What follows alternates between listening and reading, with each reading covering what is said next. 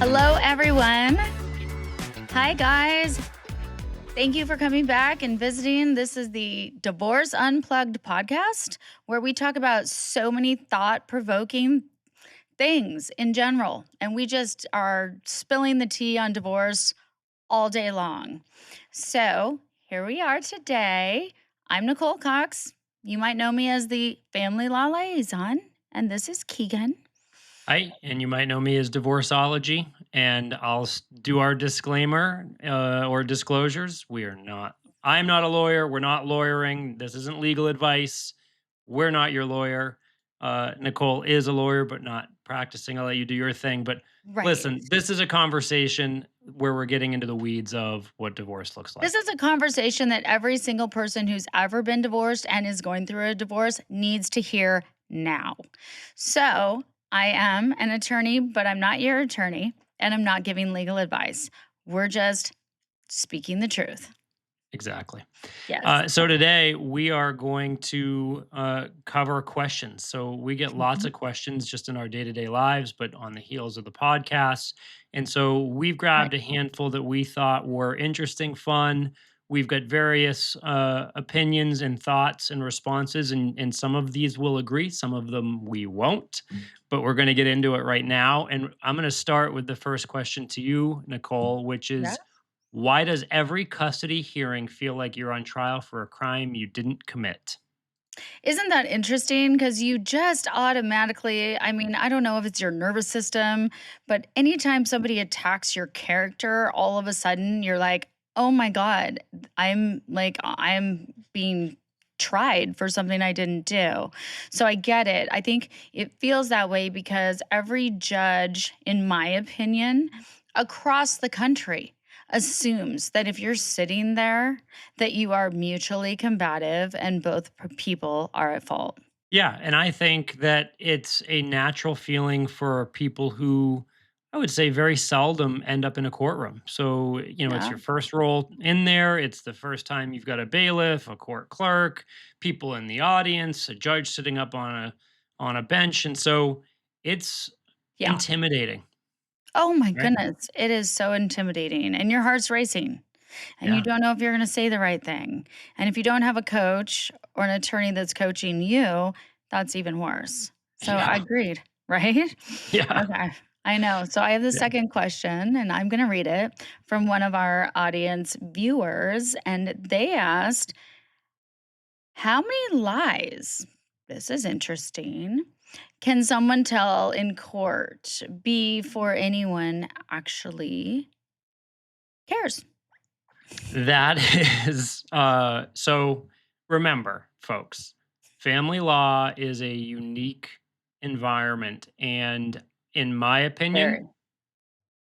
more often than not, they get away with lying and nobody cares almost all of the time.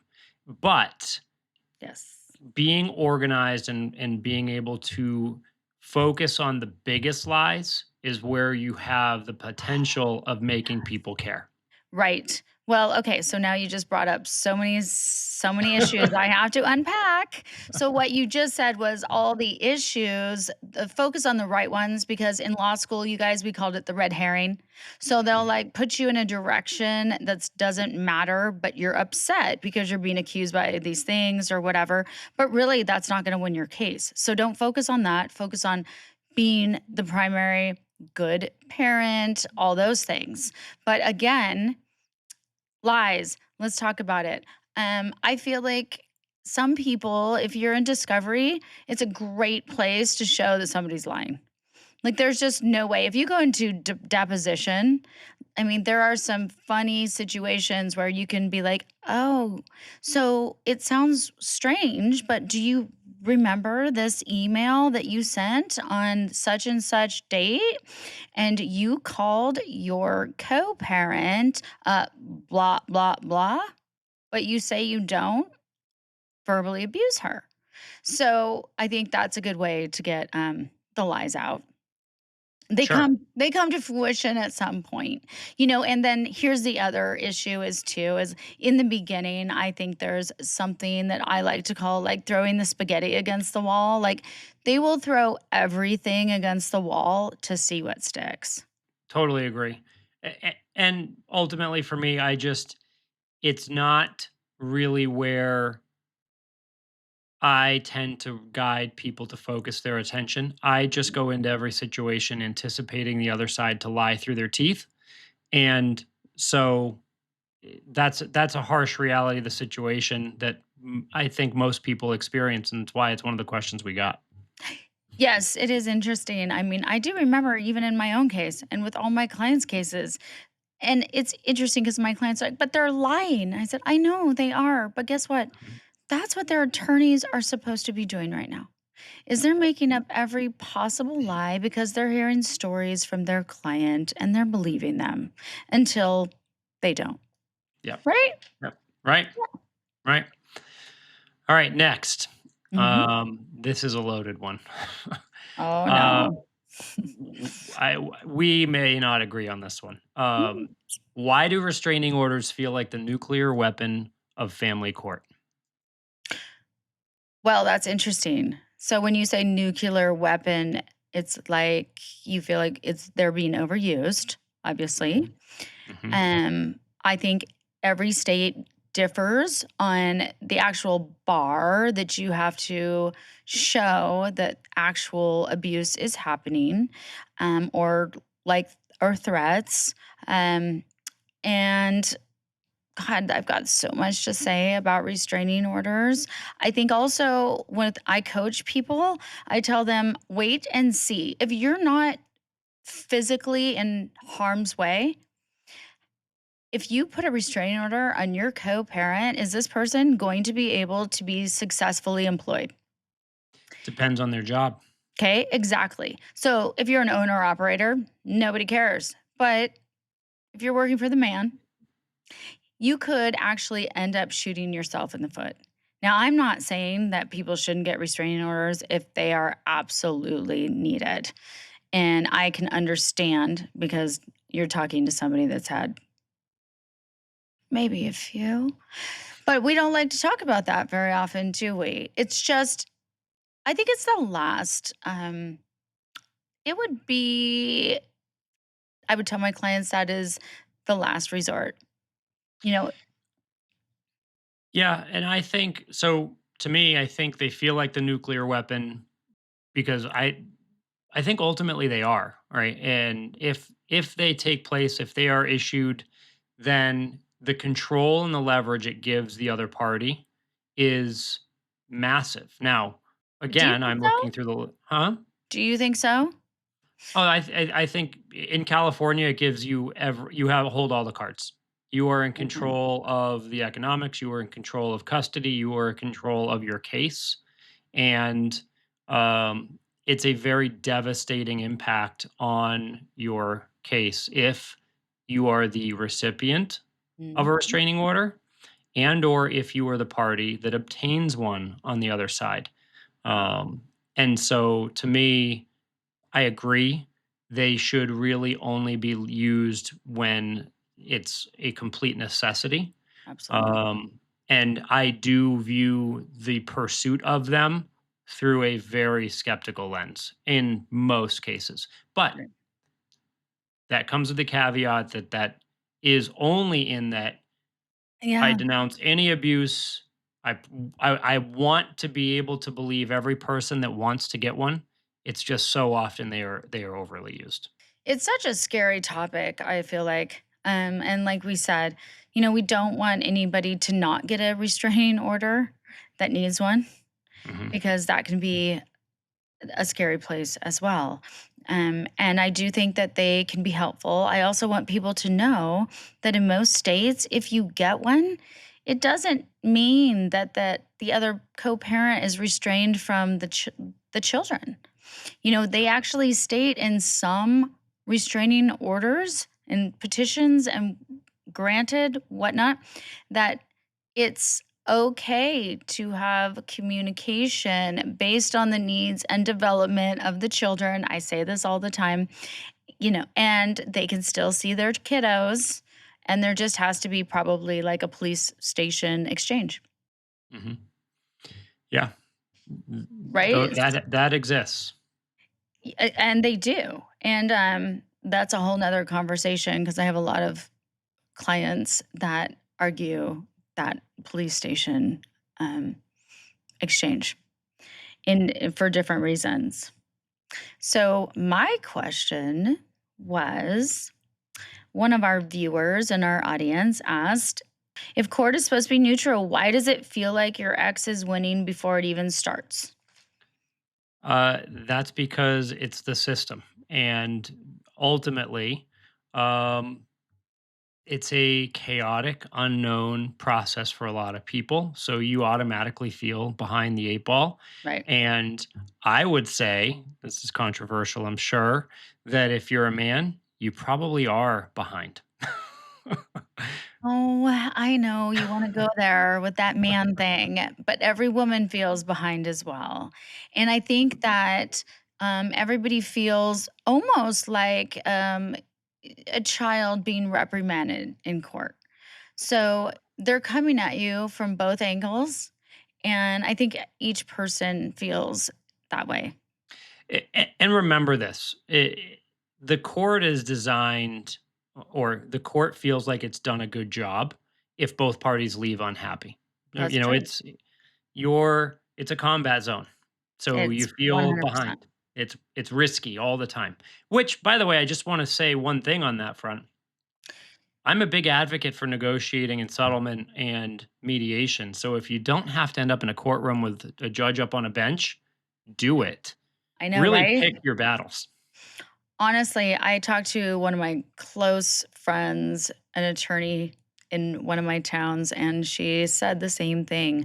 I would so much rather go into mediation than let some sort of court appointed advisor, some type of court evaluator, custody or psych or whatnot, make the decision.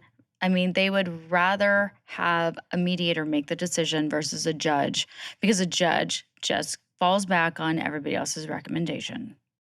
Yeah, well, and to be fair to the judge and the system, they don't have the time to give Well, they don't. full attention. No, they don't. And also, they're just, and this is my plight, they're not educated Mhm, in certain areas that they need to be. And maybe mhm. it's not their fault. Yep, yep. All right, so, we talk about this somewhat frequently, but Yes. why is documenting everything the new form of self-defense? You have to. If you don't document, what do you have to show in court? You just walk in and you tell a story and you have no documentation, no evidence. Nobody's going to believe you. Like, you absolutely, and I say this all the time, and I'm creating an app for all my clients where you can easily put your documentation in. You have to document everything. And even then, sometimes the courts ignore it. But at least if you have everything documented, then you know what you're saying is true and you can back it up. Totally, and we actually agree on this one. Document, document, document. Mhm. But f- for me, it's document whether you're protecting against something happening to you, Right. or if you're protecting against somebody making false allegations about you. And I'll give you a little trick of the trade here. Something that I did was I created an email account, and it was specific to my case. And anytime something went down, I would write myself an email, and I would send it from that email address to that email address. And Yep. so you had a timestamp, you could attach pictures, you could Yep. attach voice recordings. Everything stayed in a sequential order. And these days with phones, you can do voice notes, you can do AI So recording, much. transcribed, You know what I easy. did? I used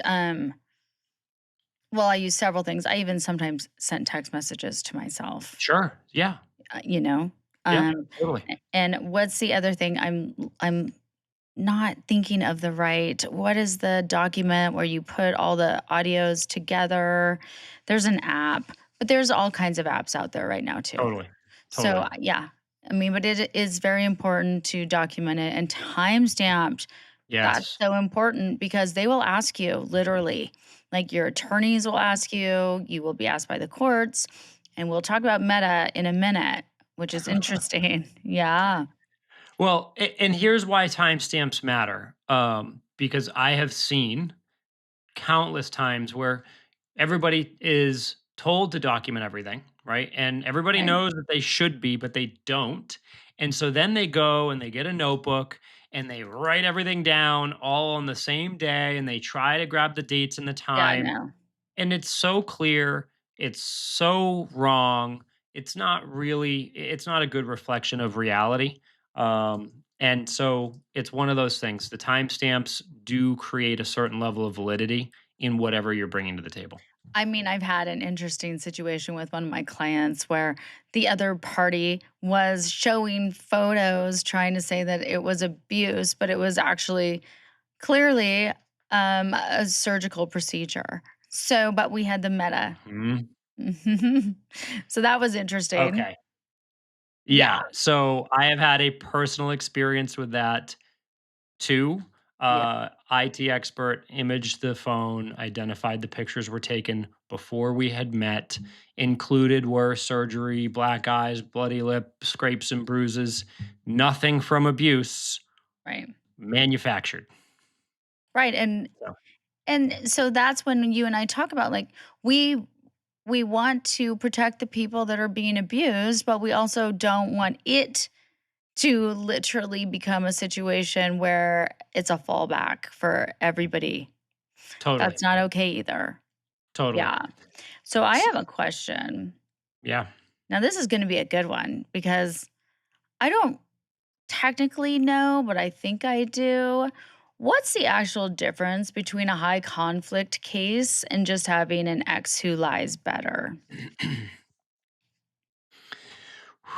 Yeah, I might answer with they are real close to one and the same.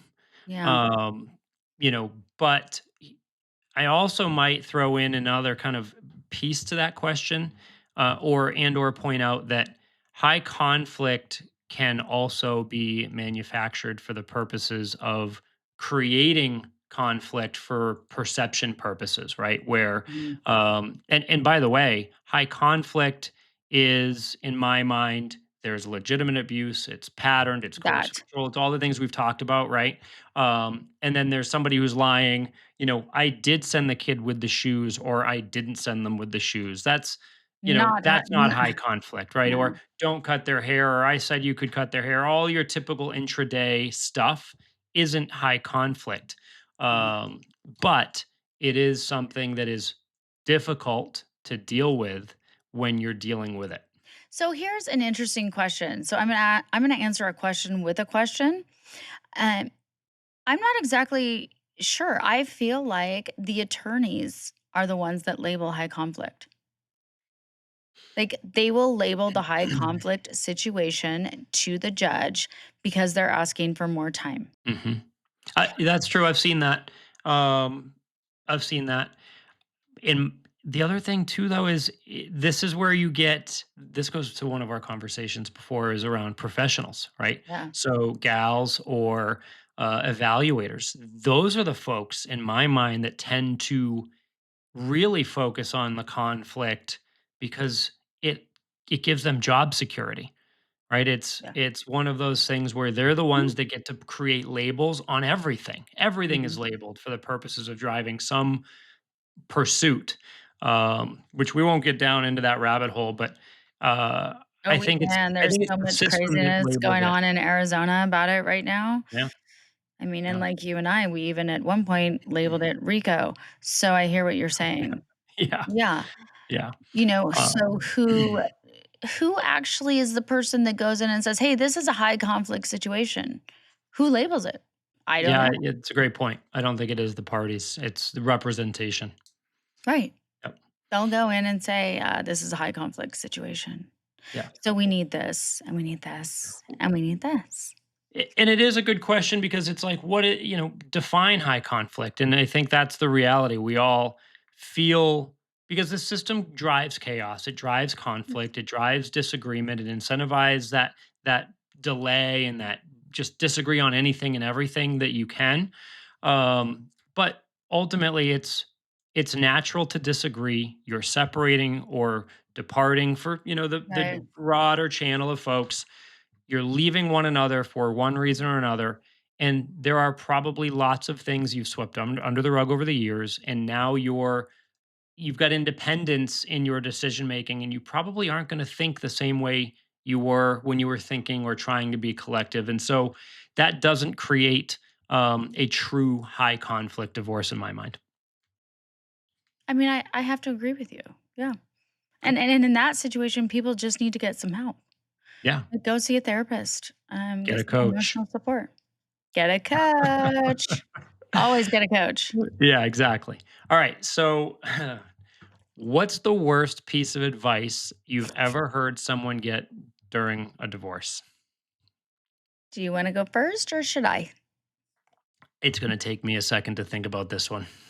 Okay, so I can tell you exactly. Well, there's maybe a few things, but my first one is anytime any of my clients say, "Oh, well, my attorney said I should probably not go for spousal support or, maybe not go for child support." I'm like, "Stop! No!" And there's many reasons for that because at certain stages in children's lives, they need more. You might be with a 2 or 3-year-old or a 5-year-old, and right now you think you don't need child support. But what happens when they're 10 or 12 and they need braces? You know, simple things that are happening all over the world, inflation, anything. So I think when somebody says don't get support, I think that's the absolute worst advice anybody can give someone. Yeah, I I'm on the fence on that one. Child support, I know spousal you are. support's a unique beast in my mind. But it goes into a whole different episode we'll talk about around economics, and the problem and the broken system that is economics around divorce. But I think for me, it is the recommendation, just the blanket recommendation that most people get, and that is go get an attorney, go get an attorney, go get an attorney. Oh, that's a good And one. the reason that's sort of one of those like blind kind of snake in the grass situations, because if you don't have a coach and you aren't getting good guidance going into getting an attorney, eh, having the wrong attorney hurts It's you. so bad. Having them People focus don't on yeah, sorry, have not to go interrupt ahead. you. People don't understand the value of having a coach to help you get a good attorney. Yes, if you because you don't know what you're prioritizing, and what you're prioritizing may Mhm. or may not be in the attorney's wheelhouse. They Right, may or may not be able to make good arguments for you. Your case may be high conflict. It may need some type of empathy. It may need different relationships or considerations or knowledge sets. yeah. There are a lot of things that go into selecting an attorney. And I think that generally speaking, the blind get an attorney and then thinking that the attorney is going to do and cover you to the fullest extent is maybe not the worst advice, but it's the biggest mistake, because you Yeah, took the bad advice that, oh well, get this attorney, it's so and so, or you get an attorney because they're less per hour, but they're going to do double the work. right. So it all comes back Or you're to always picking the right gonna attorney. pay for what you're gonna get what you pay for. Yep. Absolutely, that's a good point, and I didn't think about that. Yeah. Attorneys are a very big pivotal point when you're dealing with divorce and custody. Yeah. Yeah. You have to pick the right one Yep. Yep. with your coach. With your coach. Exactly. I mean, I think definitely we've covered a lot of questions today from our viewers and our audience, and we're so happy to take more. So, you guys are always welcome to chime in, to send us messages. You can find us always on our Instagrams, which are going to be right down here. And yeah, we're just so happy to have you. And hopefully, you got a lot of good information from us today. Yeah. And we are going to see you very soon. And if you Okay. haven't, like, follow, And subscribe, share, subscribe. do all the things. And we'll see you soon. Subscribe, show us some love. See you guys soon. See ya.